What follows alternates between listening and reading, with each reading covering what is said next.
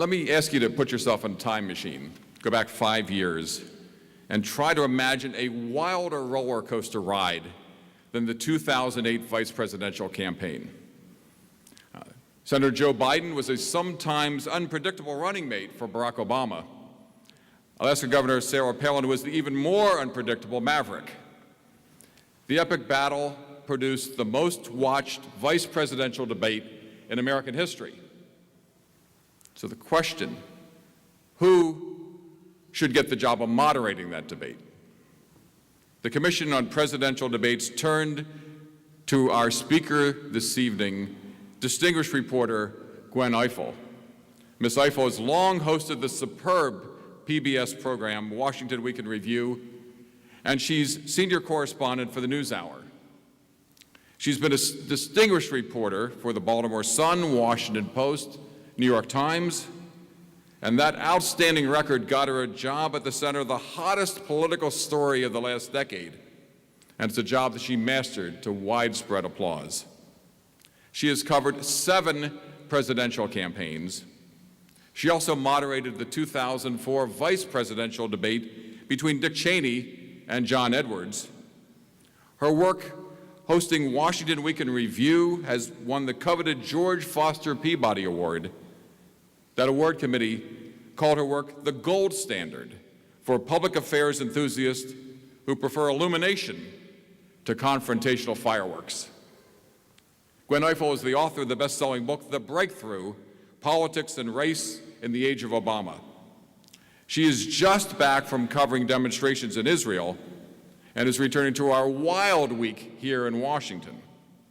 In both places she's written, she's witnessed geopolitical poker, where one side digs in its heels, another throws rocks over the wall, and where there's precious little incentive for compromise. Gwen Ifill is unquestionably one of the most experienced and thoughtful observers of American, indeed, and global politics working in journalism today. In fact, during the 2008 vice presidential debate, 2 friends were watching the debate on TV. One asked, who was moderating? And the answer was, well, it's Gwen Ifill with PBS. Well, the friend sitting on the couch turned and said, well, after tonight, I have a feeling she can be with whoever she wants. And this evening, she's with us. It is my great pleasure to introduce award-winning journalist Gwen Ifill.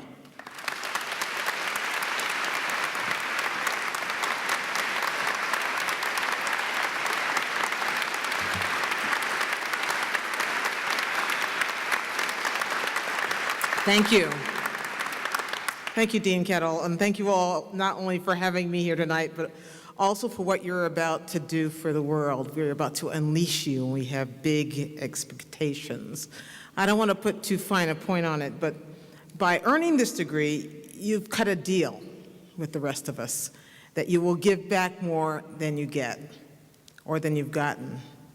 Now, I come to you tonight kind of overwhelmed by the week in the news business, by the politics of Benghazi, by news of sexual assaults in the military that seems to just keep getting worse, by revelations that the government agency that Americans most love to hate, the IRS, has earned its stripes by allegedly targeting Tea Party groups, by evidence that the Department of Justice has spread its net so far and so wide that no reporter who wants to investigate national security issues can be sure that his or her phone records won't be secretly subpoenaed. And that just happened this week. It's a good thing that Americans have a finely tuned sense of humor, the absurd, and also a sense of proportion, which we don't often have in Washington. Now, this can be seen a couple of ways. The bad way is that they don't care about what's going on in Washington, the American people. And to a certain degree, that is correct.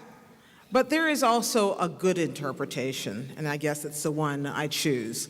As we watched all the scandals unfold and the elections roll by, we are reminded that in spite of it all, Americans still do look kind of reflexively to government to address the big questions about war and peace, about health and welfare, and about our future as a democratic republic that is supposed to be an example to the rest of the world.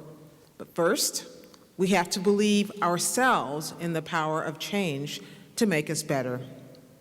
Change, as you're discovering today, is as terrifying as it is necessary. You could have, for instance, passed on this opportunity to earn this focused degree, to dedicate your lives to public service. You've decided that you had other places to go, other places to hide. But you are here tonight because there is work to do. You look around you and you look up on this stage at your faculty, you look up among your professors, and certainly among the proud alumni of this program, and you see the leadership that you can aspire to. You look down the highway to Washington, D.C., or up the highway to Annapolis or any other of the 50 state capitals, and you can see, when it comes to government and government service, why you are essential.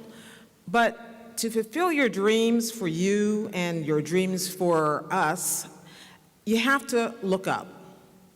During the last New Hampshire primary, I've been to New Hampshire a lot over the years, but I was traveling with a colleague who was fairly new to the state and was trying to figure out how to get somewhere, maybe to a John Huntsman interview, which seemed like a big deal at the time.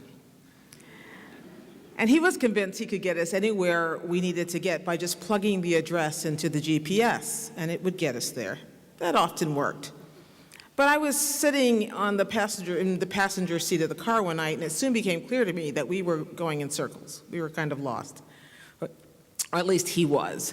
Because as we continued around in circles, I thought to look up and glance outside the window, and I saw our destination lit up with a big neon sign. The GPS could not get us there, but we could get there if only we looked up. The same thing happened to me one day, and this is a little embarrassing, but I'm going to share it with you because it's just friends here, right? I was walking down Pennsylvania Avenue. I was on my way to meet a colleague for a meeting at the White House. I was running late. I was looking down, texting furiously. I'm on my way, when I misjudged the curb, and I fell flat on my face in the middle of the street, America's street. I was humiliated and helped to my feet by a uniformed Secret Service officer and by a man who turned out to be the Assistant Secretary of Commerce. Only in Washington would that happen. Oh, I know you. I see you on TV. Is your knee scarred? It was lovely. And the worst thing is, of course, if I had only looked up, I would have seen my colleague standing in front of the Northwest Gate waving at me. Instead of texting, I could have been there. So, as you look forward, success can be as simple as that. If you fix your eyes on the ground, only looking as far as your next step, or if you keep your eyes glued only to the GPS, you may get where you're going eventually, but it will surely take you a long time. Plus, the other thing that happens when you're glancing down is you miss the scenery along the way, the detours that take you to places that are unexpected, the things you didn't plan, and the setbacks that teach you something you didn't know. Another story. A few years ago, I was sitting on my couch on a Sunday night, decompressing, dreading the next day, when I realized, as things were unfolding around me, that all of my life experiences were colliding. There was an infamous radio DJ who had just insulted the amazing young women of the Rutgers basketball team. You may remember this. I won't repeat what he said there, but suffice it to say, there was afterward ritual outrage, demands for apologies and resignation, you know the drill. The usual suspects, the usual denunciations. But it occurred to me that night as I was watching about this that the loud and predictable argument that everyone was having about free speech and race and misogyny and sports was missing something essential. No one had ever mentioned the players by their names. These young women had done something remarkable, and yet their achievement was being reduced to a slur, a stereotype. Their names, which sounded alien to some people, sounded musical to me. Their story, the underdogs overcoming the odds and breaking through to the finals, that story had been lost somewhere along the way. which somehow struck a chord with me, not only as a Black woman who has endured an occasional slur, but also as a citizen of the world who buys into the notion that achievement should be rewarded, not punished. So I flipped open my laptop and poured my thoughts into it, and it occurred to me as I started to write that I was the only one who could say this, what I needed to say. I, you see, had once been a target of that same DJ, but more important, after years in journalism, I realized that I had a platform. I had access to this megaphone that these young women did not. So I was able to write an op-ed that was published in the New York Times. And this is part of what I said. Every time a young Black girl approaches me shyly and asks for an autograph or writes or calls or stops me on the street to ask how she can become a journalist, I feel an enormous responsibility. It's more than simply being a role model. I know I have to be a voice for them as well. So here's what this voice has to say for people who cannot grasp the notion of picking on people their own size. This country will only flourish once we consistently learn to applaud and encourage the young people who have to work harder just to achieve balance on the unequal playing field. Now, I retell all of this not to pat myself on the back or to reopen old wounds, but to make sure that we do not lose sight of the larger achievement in moments like this. That lesson that day was about what we can be. Because of the life I'd led and the experiences I'd had, I could be the necessary voice that day. The necessary voice. If you take nothing else away from this place and what you have learned here and what you will take out the door, know that you too can be and must be that necessary voice. You have the equipment. Your voice can invest in the power of possibility. It can relish the unexpected. It can look away from the GPS. It can claim the path that you never really intended to take. There is a lot of work to be done, and only a select few who actually are willing and equipped to do it. You are now in that cohort. They are all looking up at you. So, with this degree in hand, there are options and choices out there for you that others don't have, but you have to look up. There is information to be had, facts to share, solutions to discover, but only if you look up. There is time we have, time we lack, and the ability to take advantage of both. The clock is on the wall, it is ticking, but in order to see how the time is moving, you have to look up. This means that there are risks to be taken. And when I turn the page, I'll tell you what those risks are. Looking up sometimes means your head is so far in the clouds that you do not see the grounding reality at your feet. For instance, that everything you want you cannot have. But you have to take those risks or it's not worth it. You have to choose hope over despair, change over inaction. This is why I do what I do. I do not live in China or Kenya or Zimbabwe, where they shut down your newspaper or your television when you speak up, especially when you criticize the government. I do not live in places where writing the truth can get you killed. I live in a place where the First Amendment provides a cloak and a responsibility. If I were a teenager in Pakistan who spoke up for girls' education, I would risk being shot in the head by a Taliban gunman. But there is victory to be achieved.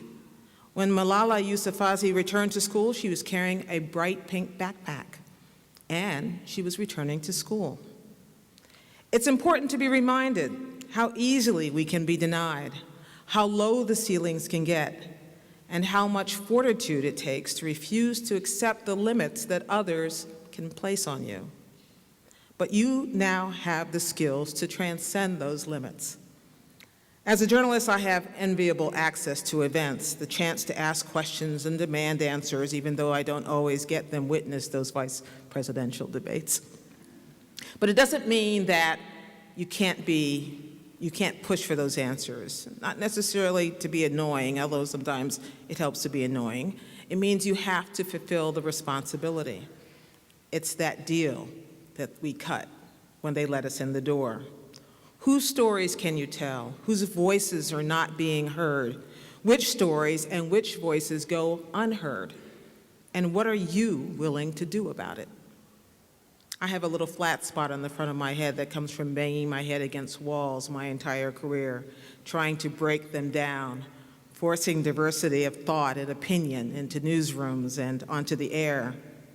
Whatever you do with your lives, I hope you get those little flat spots too. Someone has to keep banging their heads against the wall. First comes the achievement. You've done that here today. You have had access to a remarkable education and a wonderful diving board from which to leap into your lives and chase your dreams. But next comes the responsibility that grows from that achievement. You are responsible for your language, for your behavior, for the paths you choose to pursue, and the honor with which you do pursue them. That I cannot stress enough, the honor. Then comes the execution, follow through. There's so much that the world needs that can be provided by committed people like you, folks who have been given the opportunity so many others have not, that it is a crime to sit on the sidelines. But you have to pick your fights. Too much scattershot protest can cost you your audience. How many times have you simply stopped listening to the person who always seems the first one up at the microphone telling you what you need to believe whenever there's a protest? It's good to speak up when it matters, but it's also good to keep your peace when it really doesn't, picking your fights. So what do you care about? Where can you make a difference? And how do you go about doing that? One way is not to get wedded to the shoulds in life. You know, you should be married, you should be in getting your advanced degree, you should be making a lot of money, you should be doing what's expected of you. Instead, devote these next few weeks and months of your life thinking of the coulds. What could you do? How could you go about doing it? And maybe along the way you won't do things in the order you had in mind. Who's to say that's not the way your life was supposed to be lived? This is a great day. These are hopeful times in spite of all the ways we can look at the unhopeful. And the potential for change is all around us. You can strive for excellence.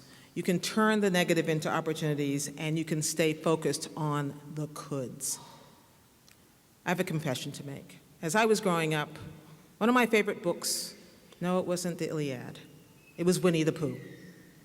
I think I found something appealing in the contrast between Pooh's kind of nervous, antic nature and Tigger's excitement and Eeyore's depression. Pooh's author, A.A. Milne, understood the benefits of that unlikely combination. And he wrote, "One of the advantages of being disorderly is that one is constantly making exciting discoveries," which is how I explain my desk at work. But that's why I'm a journalist, because I think there are always new and exciting discoveries around the corner. That's why you will be public servants to the people who make those discoveries. Discoveries in an age where everyone has an opinion, but so little of it is new and so much of it is trite. Discoveries in an age when we are bombarded with so much information and so little news. Discoveries in a time when so much of what passes for inspiration lacks true insight.